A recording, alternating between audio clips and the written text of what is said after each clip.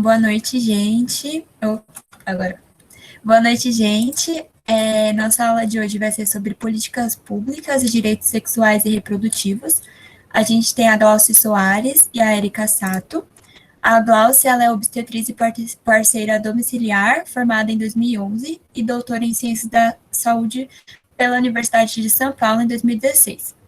Ela é membro da diretoria da Rede UNA, pela humanização do parto e nascimento, e da FLOF, Federação Latino-Americana de Obstetras.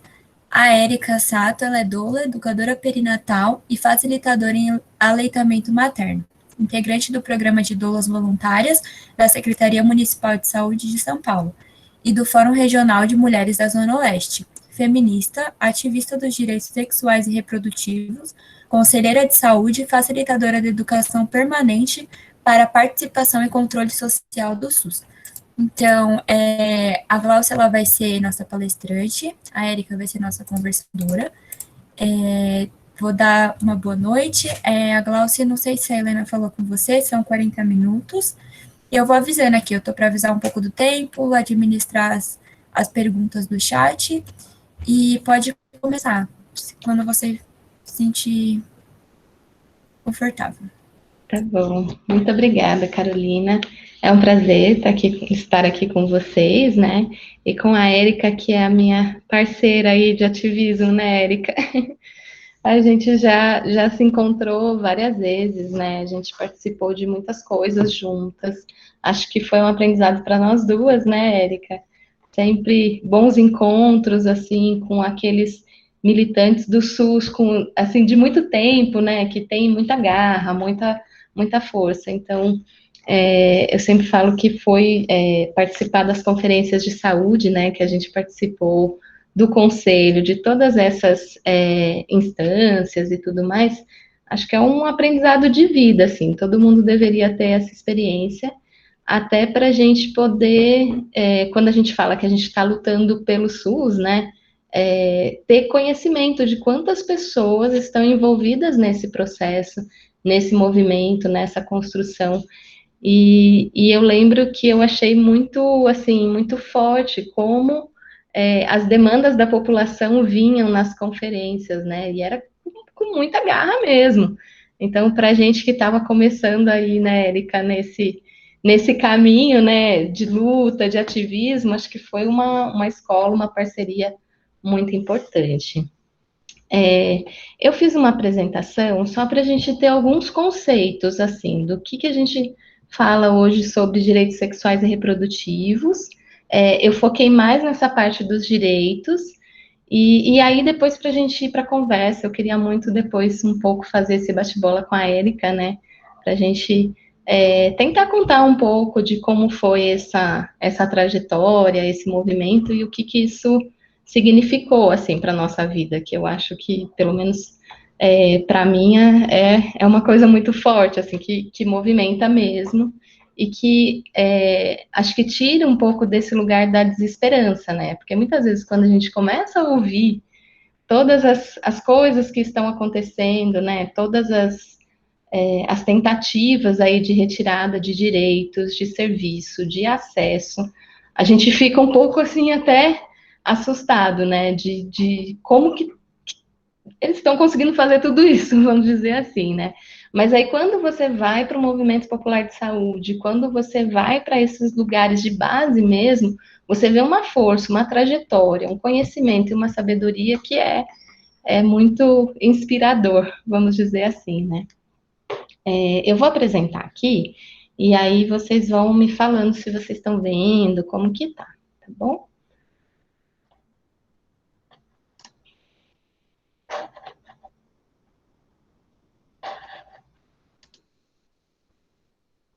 Uhum.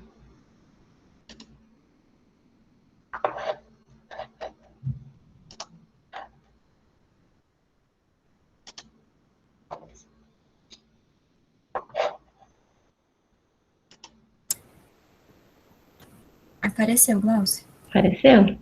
Sim, chegou. Ele está aparecendo em tela inteira? Sim. Tá bom, tá ótimo. Bom, então, era um pouquinho para a gente conversar sobre direitos sexuais e reprodutivos e as políticas públicas, né? E eu acho que nessa trajetória, nesse bate-papo um pouco que a gente está fazendo, um dos grandes aprendizados que eu tive é que as políticas públicas, elas não são algo estanque, elas são uma construção, né? E que nessa construção também cabe a nossa ação, a nossa atuação. Quando você está bem embasado, quando você tem todo esse movimento, você consegue, aos poucos, um dia de cada vez, né? Você consegue descobrindo esses caminhos, com quem falar, em que momento falar, aproveitar as oportunidades.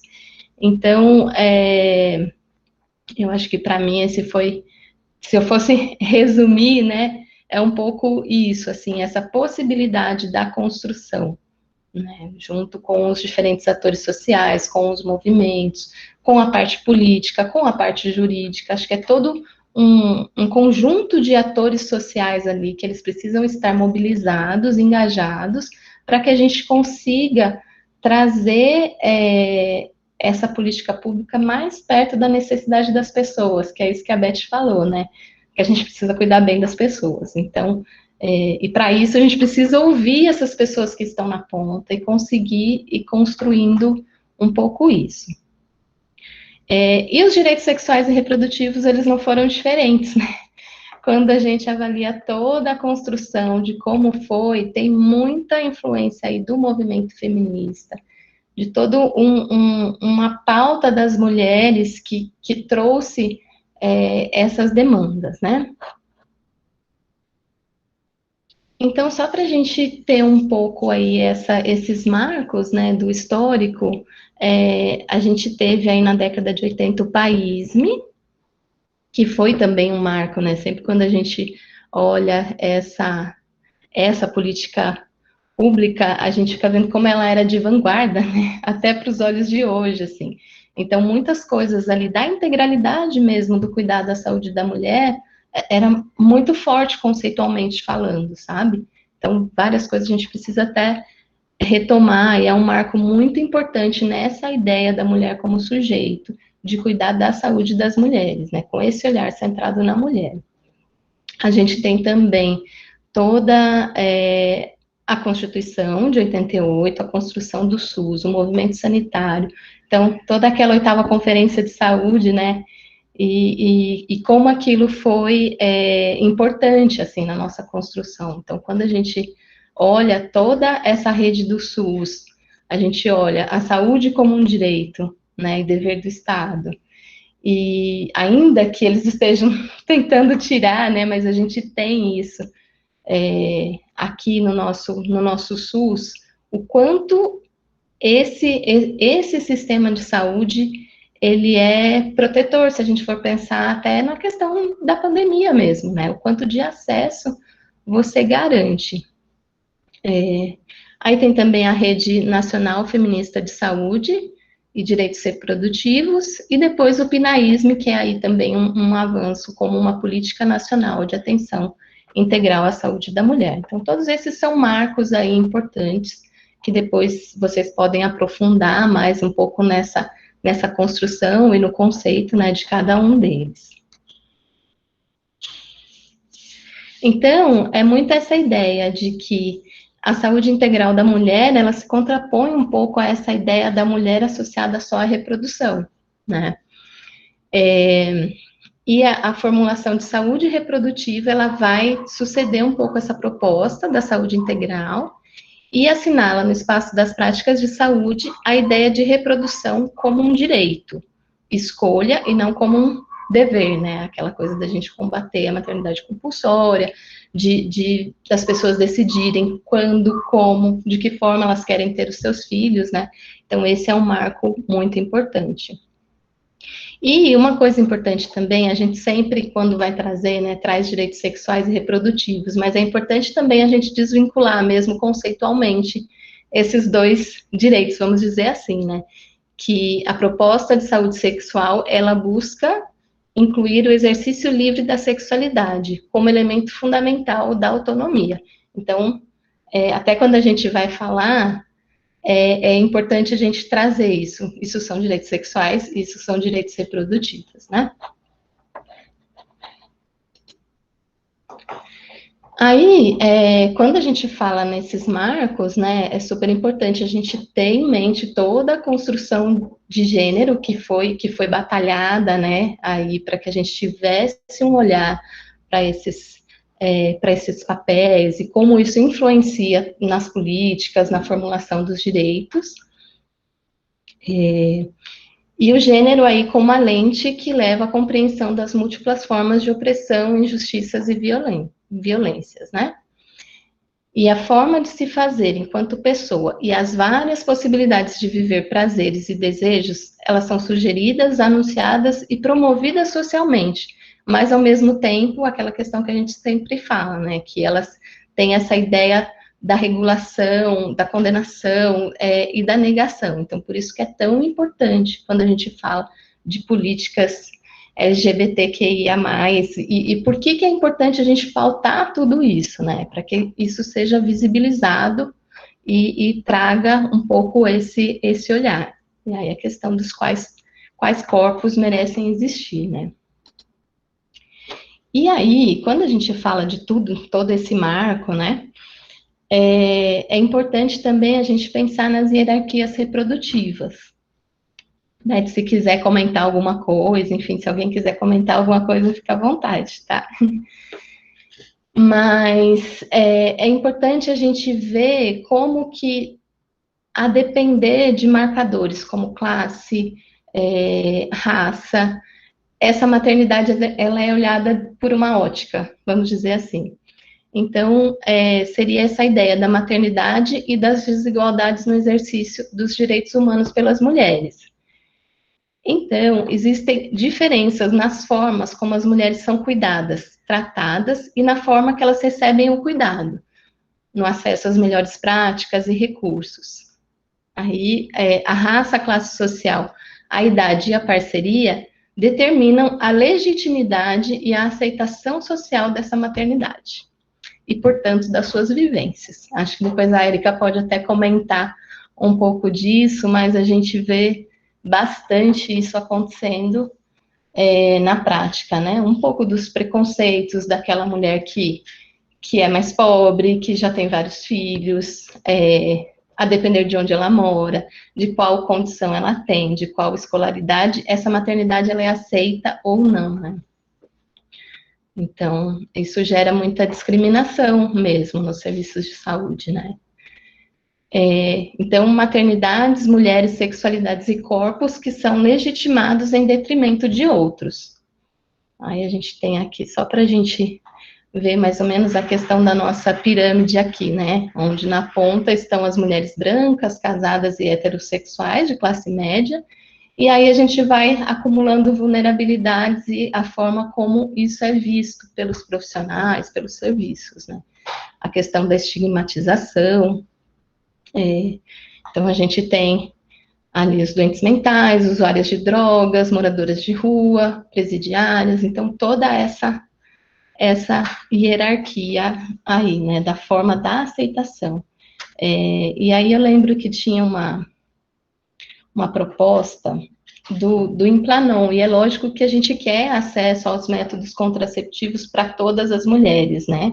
Mas nessa proposta eles colocavam como público-alvo as moradoras de rua. Então, quando você olha essa pirâmide aqui, você observa bem, assim, essa estigmatização e essa não aceitação da maternidade para essas populações, né? Aí, eu trouxe aqui, porque a Natália comentou a semana passada sobre esse outdoor, só tem os filhos que puder criar, e aí o quanto isso traz para a gente, né, de reflexão, assim, o quanto isso é um não respeito aos direitos sexuais e reprodutivos das mulheres, né? Então, aí trazendo tudo isso, não tem condições emocionais, pessoais e econômicas, pense bem antes de ter filhos, isso está na porta de um hospital, né? Então, assim, é bem forte isso para a gente, o quanto esse controle sobre o corpo das mulheres ele tem a ver com esse contexto social e com os marcadores ali, né? E aí a gente vem com uma outra ideia, um outro conceito importante, que é o conceito de justiça reprodutiva, que é justamente isso, ele vem a partir da década de 90, né? E ele aponta um pouco essas limitações da gente falar dos direitos individuais sem associar isso ao contexto social e a todos esses marcadores. Então, ele aponta aí as limitações de um paradigma de direitos individuais, integra o acesso à saúde e aos direitos no campo sexual e reprodutivo à justiça social. O direito humano de se manter a autonomia corporal pessoal, de ter filhos e de não ter filhos, de educar os filhos, que temos em comunidades seguras e sustentáveis, que é tudo isso que a gente está falando, né? A gente precisa olhar para todas essas especificidades, a questão do acesso à moradia, toda uma questão de bem-estar social, né, que é importante quando a gente fala de direitos sexuais e reprodutivos. Carolina vai me ajudando, ou a Helena, aí na questão do tempo, tá? Pode deixar, Glaucia. Obrigada. Então, e quando a gente olha as estatísticas e todos os trabalhos, né, a gente percebe como mulheres negras, imigrantes, a gente teve aqui a Giovana também trazendo um pouco o relato dela, né, de todas as práticas culturais que muitas vezes não são respeitadas aí nos serviços de saúde, né, mas seria esse olhar de que mulheres negras, imigrantes, indígenas e com deficiência estão entre as mais vulneráveis à violência obstétrica.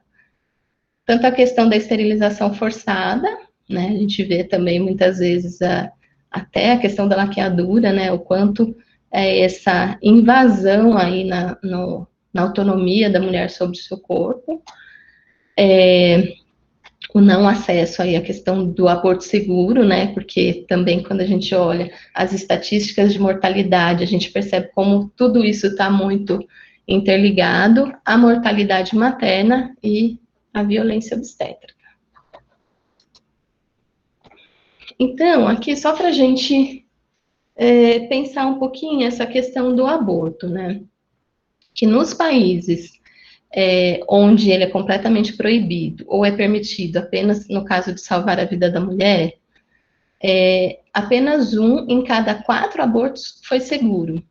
Em contraponto, e aí a gente pensa, qual a cor, né, desse aborto inseguro, quais são essas mulheres, como que é o acesso, qual a classe social, então tudo isso tá muito interligado mesmo. Em contraponto, nos países onde o aborto é legal, em cenários mais amplos, quase 9 em 10 abortos foram realizados com segurança. E restringir o acesso a esses serviços não reduz o número de abortos, mas aumenta as estatísticas de mortalidade materna. E aí, quando a gente olha para os países desenvolvidos, né, os abortos foram seguros e possuem as menores taxas. E a maioria dos países nessas regiões possui leis relativamente permissivas sobre o aborto, altos níveis de contracepção, desenvolvimento econômico e igualdade de gênero, bem como serviços de saúde de alta qualidade. Todos esses fatores contribuem para tornar o aborto um procedimento mais seguro. Então, é todo esse contexto social, né, todo esse amparo aí na questão da saúde sexual e reprodutiva, que diminui mortalidade materna por abortos inseguros. Então, nessa pesquisa nacional sobre o aborto, eles encontraram que as mulheres negras são aquelas mais expostas às barreiras individuais e institucionais de acesso aos cuidados, desde a iniciativa de procura pelo serviço até o momento do atendimento, tem um risco de morte maior entre as mulheres negras e menor acesso ao planejamento reprodutivo. Dá para a gente ver como é bem forte. Aqui uma tirinha do Laert, né? Aí a questão da gente pensar de forma ampliada sobre todas essas questões, né? A importância da educação sexual para decidir, contraceptivos, né? Acesso aos métodos contraceptivos para não abortar e aborto legal e seguro para não morrer. E aí a legalização que teve na Argentina recentemente também. E é importante a gente trazer que quando a gente está falando aqui, a gente está falando de saúde das mulheres, e nessa perspectiva de saúde pública mesmo, e dos direitos, né? Então, aí só para retomar, né? Nunca se esqueça que basta uma crise política, econômica ou religiosa para que os direitos das mulheres sejam questionados. Esses direitos não são permanentes, você terá que manter-se vigilante durante toda a sua vida. A gente tem visto isso, né, Érica, com bastante... aqui ele está das mulheres, né, mas a gente pode até ver em outras instâncias, como a Beatriz trouxe também, como outras pessoas trouxeram, assim, essa questão dos direitos de cuidado mesmo, de acesso à saúde. A gente tem visto muitos leitos obstétricos sendo fechados, hospitais inteiros sendo fechados. E aí a gente fica pensando muito naquela questão da peregrinação das mulheres, né? O quanto isso é prejudicial para as mulheres, e o quanto isso é essa situação estrutural política, né? Nesse momento. Então, dá para a gente fazer várias reflexões aí. Então, só para ir finalizando, colocar a autonomia sexual no centro das propostas de saúde reprodutiva é, sem dúvida, um avanço na conquista da cidadania das mulheres e a importância de incorporar esse avanço nos serviços. E aí a gente pensar, né? Quando a gente consegue incorporar esse avanço nas formulações, quais desafios a gente vai conseguir enfrentar, sabe? Como que a gente vai conseguir organizar e, de certa forma, reduzir aí um pouco esses índices tão altos de mortalidade materna que a gente tem? E é possível incorporar a dimensão da sexualidade, a questão da violência e seus impactos às práticas de saúde e ainda redefinir pressupostos e conteúdos das ações em saúde sexual de modo a ocupar espaços que têm sido abertos nos últimos anos? Assim, é possível a gente conseguir trazer todo esse paradigma dos direitos sexuais, da justiça reprodutiva, para dentro desses serviços, para que isso aconteça na prática, sabe? Então, acho que são reflexões aí. E aí, eu trouxe um pouquinho aqui da importância, né, da atuação do movimento de mulheres, pautando as demandas. Aí trouxe, pensando um pouco na Érica, assim, quando estava terminando esse slide, eu pensei muito na nossa atuação e na nossa história juntas, sabe, Érica? Mas que seria isso, né, a importância da experiência de participação social, tanto no Conselho Municipal de Saúde, como nas conferências de saúde do SUS, que é mesmo uma escola e um aprendizado, assim, muito grande. E muitas vezes a gente fica, né, num ambiente mais teórico, assim, pensando quais são as necessidades da população, e é muito importante você ir lá e ouvir, realmente, porque às vezes vem coisas que a gente não pensava, ou, sabe, é uma troca bastante interessante, uma construção, né, muito, muito bacana. E a gente participa aqui do Fórum da Zona Oeste, né, Érica? A Érica até mais do que eu, o Fórum de Mulheres da Zona Oeste, e aí quando teve as regionais aqui da Lapa, depois a conferência municipal, estadual e até a nacional, é uma experiência muito interessante, assim, você ter que defender as suas propostas para que os delegados votem em você, para que você seja um representante, sabe? Então, isso também é uma experiência de participação social muito bacana, assim. E é isso, né, que é um movimento em constante construção, a importância dessa articulação jurídico-política para lutar pelos direitos das mulheres, e aí eu trago aqui a questão do NUDEM e do Ministério Público na luta contra a violência obstétrica, de como eles fizeram aí todo um trabalho, tanto de materiais impressos, como de acesso às mulheres a essa consultoria jurídica, assim, para que a gente pudesse ter avanços aí na questão das intervenções no corpo das mulheres e tudo mais. Uma outra questão, a gente tem em BH um centro de parto normal que chama Leonina Leonora, não sei se vocês conhecem, e ele estava pronto, porém ele nunca tinha sido inaugurado. E recentemente a gente descobriu que ele estava sendo desmontado, vamos dizer assim. Então era um local que tinha lá todo preparado para receber as mulheres, né? Foi da demanda da população, veio das conferências de saúde, completamente pronto, e quando viu, estava retirando cano, todos os, os equipamentos, banheira, tem até uma foto que depois se eu encontrar aqui eu vou mostrar para vocês.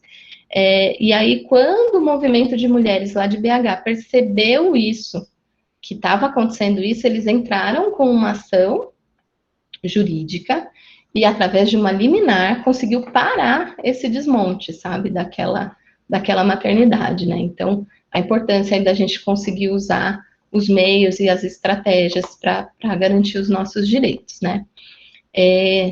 A importância de uma ação de forma conjunta, perseverante e consistente, né, Érica? Isso demanda bastante tempo, demanda muito, acho que tempo mesmo, muita energia, muitos contatos, mas é um aprendizado muito legal. E articulado sempre, né, com essa questão da demanda das mulheres. E aí eu trouxe um pouco a questão de acesso aos leitos obstétricos, que é isso que eu pontuei antes, o fechamento de hospitais, de maternidades, de leitos, e o quanto isso tem interferido. A gente está no momento de uma taxa muito alta de mortalidade materna por conta da pandemia de Covid. E quando você vê as estatísticas, se eu não me engano, são 38% das mulheres que vieram a óbito, elas não tiveram acesso a leitos de UTI. Ou seja, elas não tiveram acesso a um cuidado adequado em saúde. Muitas vezes elas vão para cesariana, né, de urgência, mas elas não sequer têm esse suporte ventilatório da intubação, né? Então, isso é uma coisa que choca bastante a gente, do quanto é relevante essa pauta, né? Que a gente consiga trazer isso para o centro das discussões. Então, aqui só para a gente finalizar, não aceito mais as coisas que não posso mudar, estou mudando as coisas que não posso aceitar. Então, acho que é mais ou menos isso.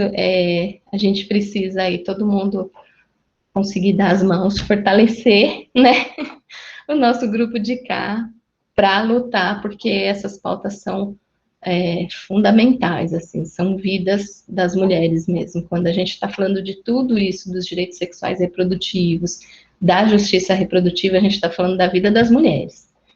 Então, acho que é mais ou menos isso. Vou parar minha apresentação agora, 39 minutos, Carolina, foi legal. Eu vou parar aqui, tá? Acabou antes ainda. Então, foi melhor que da outra vez, né? Da outra vez foi quase uma hora. Agora a Erika, se ela quiser comentar, pode comentar. Quem quiser também fazer pergunta, já pode ir escrevendo no chat também. Nossa, primeiro de tudo, eu estou muito honrada de estar aqui. E segundo que, ai, como eu amo ouvir a Glaucia, como eu amo ouvir vocês, né? Porque a gente partilha dos mesmos desejos, das mesmas lutas, né? E eu estava te ouvindo aqui, esses dias me perguntaram, né? Como é que você foi parar no ativismo, né? Porque hoje muitas pessoas confundem, né? A Érica profissional com a Érica ativista. Esquecem que eu também sou uma profissional, né? Mas foi a profissão que foi me empurrando. E eu tive a grande sorte de conhecer mulheres maravilhosas, inspiradoras, como a Glaucia, a Beth, e todas que estão aqui, né? E a minha provocação é essa, né? A minha trajetória se confunde, né? Ativismo e profissão, porque quando eu me formei, eu achei que eu ia sair transformando o mundo.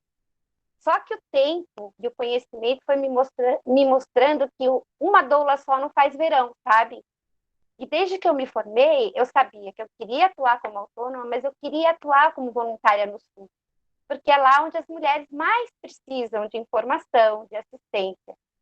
E aí, quando eu vou para o SUS, eu tenho o privilégio, né, de conhecer todas as unidades do município e começo a entender que pouco eu faria, né? E aí eu me junto a essa corrente de militantes da saúde e começo a lutar de dentro, sabe? É como jogar uma bomba dentro do sistema e começar a cutucar para implodir as coisas acontecerem, né? E eu não vou tentar ser bem rápida. Eu atuo hoje como voluntária dentro de uma UBS. Eu fazia aleatoriamente rodas de conversa nas comunidades, né? Para quem não sabe, o Butantã tem quase 100 comunidades. E o Butantã da Zona Oeste é a localidade que mais tem gestantes adolescentes, né? Então eu começo a fazer esse trabalho sendo chamada por lideranças, e quando a lei municipal das doulas é aprovada, a gente começa a articular junto com a secretaria o programa de doulas voluntárias. E eu falo com muita alegria, assim, eu me enfio na educação permanente, porque hoje a doula é uma política pública do município, né? A gente já está na educação permanente, a gente tem um programa inserido, né, dentro do voluntariado. Então, é uma conquista. Não foi fácil, né, Glau? Porque a gente faz tudo com o Haddad, muda a gestão e a gente recomeça todo o processo, né, para tentar conquistar a gestão, para implantar o que havia sido lançado. Dentro das unidades básicas, gente, eu conto assim com muita tristeza, né? A gente sabe que a gente tem todo um programa que garante planejamento familiar, puericultura, núcleo de violência. Só que a grande verdade é que o sistema está super sobrecarregado e esses serviços, a maioria das unidades básicas não tem. Eu conto para vocês que, como doula, eu fui para fazer roda de gestante, falar de aleitamento. Eu já identifiquei mulheres que estavam sofrendo violência, né? E é até interessante contar para vocês, porque às vezes a gestante, como eu não sou uma profissional da saúde da unidade, eu sou uma voluntária, eu acabo virando uma colega.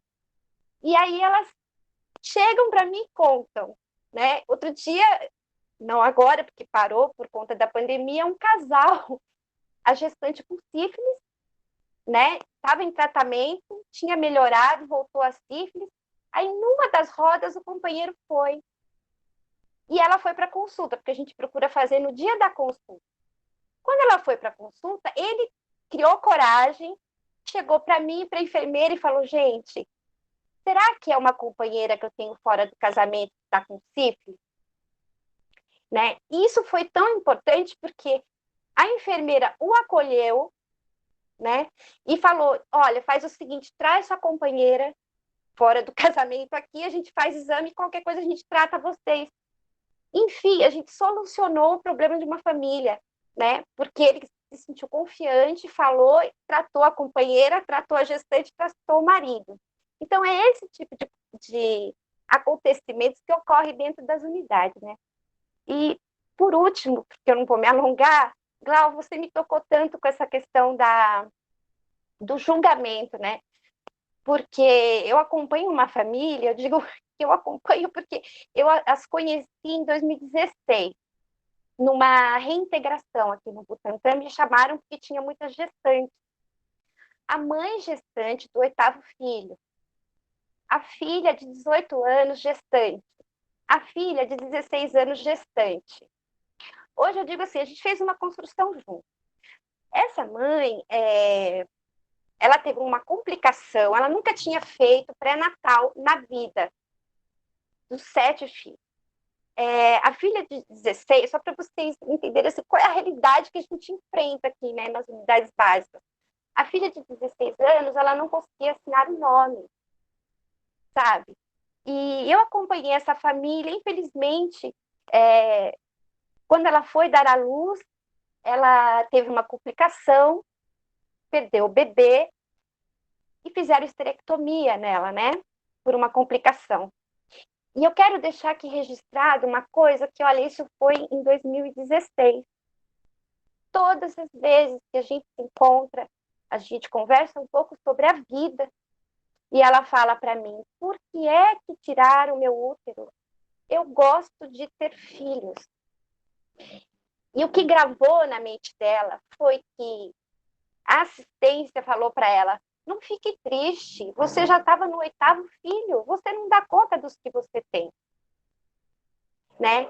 Então, eu me coloco no lugar dessa mulher. E eu vou dizer uma coisa, é muito grave isso, muito triste.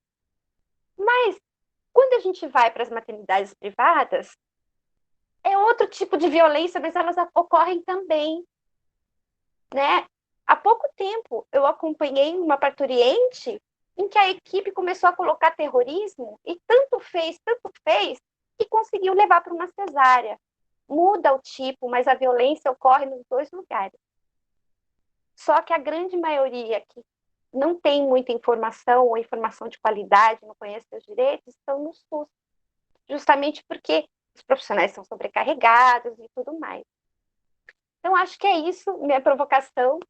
E, por fim, né, mesmo, eu atuo muito com a questão da violência, porque como eu acompanho as gestões, muitos casos, gente, de mulheres que não queriam ter os seus bebês, mas elas foram violentadas, não sabiam que tinham direito ao aborto legal, né, e que, portanto, ela prossegue, ou porque a família até sabe, mas não deixa denunciar, porque é alguém da família, né? Então, é essa provocação. Para que caminho a gente faz juntas para mudar isso? Acho que é isso.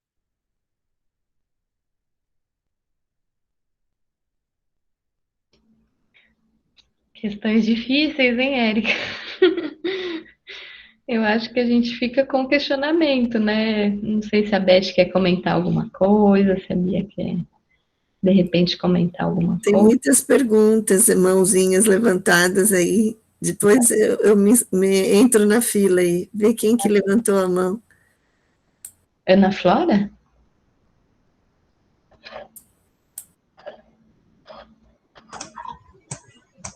Olá, Oiê!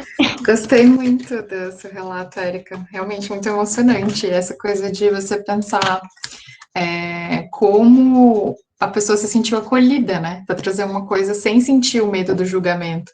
E o quanto esse medo do julgamento muitas vezes impede que as pessoas tenham acesso a um cuidado básico, né? Mas, assim, eu queria compartilhar um pouco da minha experiência, porque eu não sei se vocês conhecem um projeto chamado Promotoras Legais Populares. Enquanto eu estava na faculdade de Direito, eu fiquei durante 4 anos participando desse projeto. E, inclusive, tipo, eu estudei isso, porque era a minha grande questão, que era como o movimento feminista se apropriou dessa linguagem dos direitos. E como o movimento foi construído muito, assim, tentando se apropriar tanto na discussão que estava no plano internacional, né, das conferências na ONU e tal, quanto no processo da Constituinte. E a minha questão, e assim, um exemplo muito bacana disso, de como o movimento se apropriou, é a Lei Maria da Penha, né, que enfim, é bem focada nessa questão da violência doméstica, que é um exemplo bem sucedido, digamos assim, da apropriação do movimento. E eu acho que a gente tem uma história de muito engajamento das mulheres para ter o seu direito na lei. Então, eu acho que hoje no Brasil, ao contrário de alguns outros países, a gente tem muita lei, muito arcabouço que serviria. Se tudo que estivesse na lei fosse cumprido, eu acho que a vida das mulheres seria muito, infinitamente melhor. Então, eu acho que a grande questão é a que a Erika colocou, né? O que a gente faz? O que a gente junto pode fazer para que essa lei vire realidade? Porque eu acho que se gastou muita energia do movimento para fazer a coisa ser institucionalizada. Mas daí para virar realidade, são outros 500 passos, né? E uma coisa, assim, só finalizando, uma coisa que tive uma frustração, assim, que eu queria compartilhar, uma angústia, porque vocês comentaram da conferência de saúde, né? Eu tive uma experiência com, acho que a conferência, eu não lembro exatamente o ano, mas foi uma conferência municipal de política para as mulheres.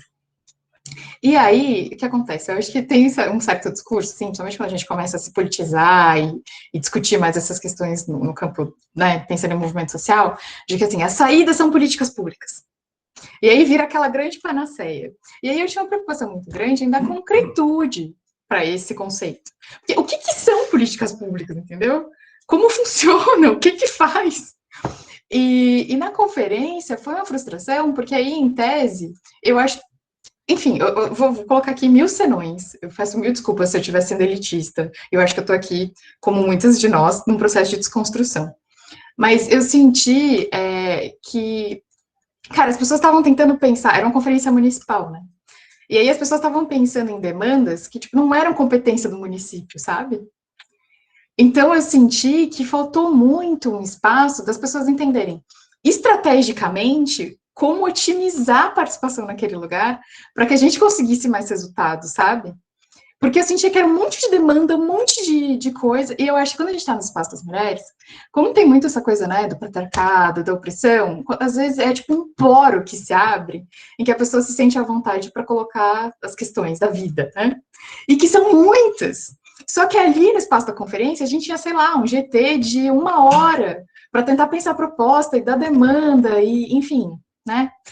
E aí, sei lá, a gente ficou 20 minutos ouvindo um relato super emocionante de uma mulher. Mas e aí, como é que traduz isso, sabe? Eu acho que, assim... Ontem eu estava vendo alguém falar que teve uma roda de conversa numa aldeia indígena, que as pessoas tinham um monte de reivindicações. E aí, tem aquela coisa, né, que às vezes o falar daquelas pessoas é contando histórias, é dando algumas voltas, não é um falar, assim, objetivo, tipo, queremos isso. Aí a pessoa, tentando otimizar, virou e falou assim, não, vou fazer uma fila, aí cada um fala qual que é a demanda que tem, a gente faz uma lista para levar para a secretaria. E eu pensei que eu podia ser essa pessoa. Eu não quero ser, mas eu acho que eu podia ter sido. Que é o processo de despolitização, né? Então, é mais uma angústia, assim, de compartilhar, de como que a gente pode otimizar esses espaços, mas ao mesmo tempo respeitar, que às vezes é o único momento que a pessoa teve a oportunidade de falar sobre uma violência que sofreu. Enfim, contando caminhos e compartilhando angústias.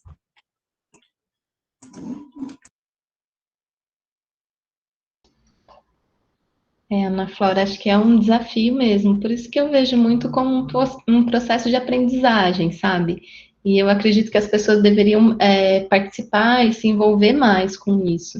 A gente, pelo menos assim, no grupo que a gente estava, a gente sentiu um pouco disso também. Aí o que a gente fazia era já levar as propostas prontas de certa forma, e depois tentar conversar, ver o que incluir, mas já ter, assim, algo objetivo, um texto redigido, sabe? Porque tem essa coisa da concretude do texto, que ele tem que passar de uma certa forma, né? Então, a gente trazia uma possibilidade e explicava essa possibilidade, e aí as pessoas iam agregando. E pelo menos no tempo que a gente participou, não tinha muito ninguém pautando a questão da demanda das mulheres. Você lembra disso, Érica? Da atenção à saúde sexual reprodutiva, essa questão da mortalidade, era um assunto assim que não estava muito em pauta. Então, pelo menos naquele momento que a gente participou, foi super importante, tanto do ponto de vista de conseguir ter um texto redigido sobre aquilo, mas também dessa construção, né? Porque eu acredito muito como esse espaço de construção mesmo, sabe? Então, a gente foi criando, então tentava passar moção, já chegava com texto de moção, ia colhendo assinatura, a gente foi criando ao longo do tempo, assim, e foi um tempo curto, não foi um tempo muito longo, mas a gente aprendeu alguns caminhos, assim, de conseguir ir trazendo pessoas para escrever junto. Então, no momento do intervalo, vamos pensar aqui numa redação, para que isso consiga passar, sabe? Então, a gente tinha um pouco essas estratégias, assim, enquanto grupo. Não sei se a Erika quer comentar, mas eu lembro muito dessa articulação. Começava a conferência, a gente já ia com os textos de moção, porque se não passasse a proposta, a gente passava a moção, entendeu? Então, de alguma forma, a gente foi construindo algumas estratégias. Eu posso complementar sim. Olha, o que eu posso te dizer é que dá muito trabalho, porque para além disso, tudo que é aprovado nas conferências, o município teoricamente tem que dar continuidade, tem que implantar, que foi a política pública aprovada. Só que aí como acompanhar, né? Aí começa o trabalho de formiguinha, de você estar em todas as audiências de saúde falando daquele tema, né, de você estar nos conselhos falando daquela proposta que foi aprovada, dá bastante trabalho, mas eu posso dizer que a gente conquistou muitas coisas, não é, Glaucio? Uma das coisas que me aflige muito é que até hoje a gente, apesar de cobrar sempre, não conseguimos a nomeação das obstetrizes.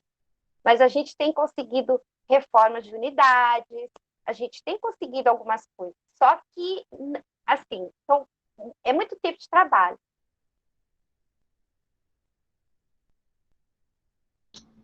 Até a própria questão da Casa Ângela, né, Érica? Porque a Casa Ângela, ela não fazia parte do SUS, né? Então foi toda uma construção, participando das audiências, que aí você cria um cenário onde as pessoas sabem o que é uma casa de parto, e aí elas vão demandando isso, as próprias pessoas da localidade mesmo fazendo essa proposta, né? Então foi um processo assim bem bacana. E assim, eu lembro muito, eu não tô lembrando, Érica, o nome daquele, era um senhor do Movimento Popular de Saúde da Zona Leste, não sei se você lembra, que ele construiu uma cartilha, e aí ele entregava nas conferências, mas ele era muito articulado, e assim, o quanto a gente tinha a aprender com ele também, sabe? O quanto de trajetória ele... Fred, a Erika vai lembrar, a Beth também. Era muito, assim, muito interessante ver a articulação que ele fazia com os movimentos, com a base dele mesmo, sabe? E o quanto ele conseguiu produzir disso, porque às vezes é essa questão, assim, tem o resultado concreto, mas tem essa produção política mesmo, né? De luta pelas demandas, e de você ir conscientizando sobre essa questão dos direitos e tudo mais. Então, era muito interessante, assim, poder participar dos espaços com ele e com mais tantas outras pessoas que estão aí nessa luta há muito tempo, né?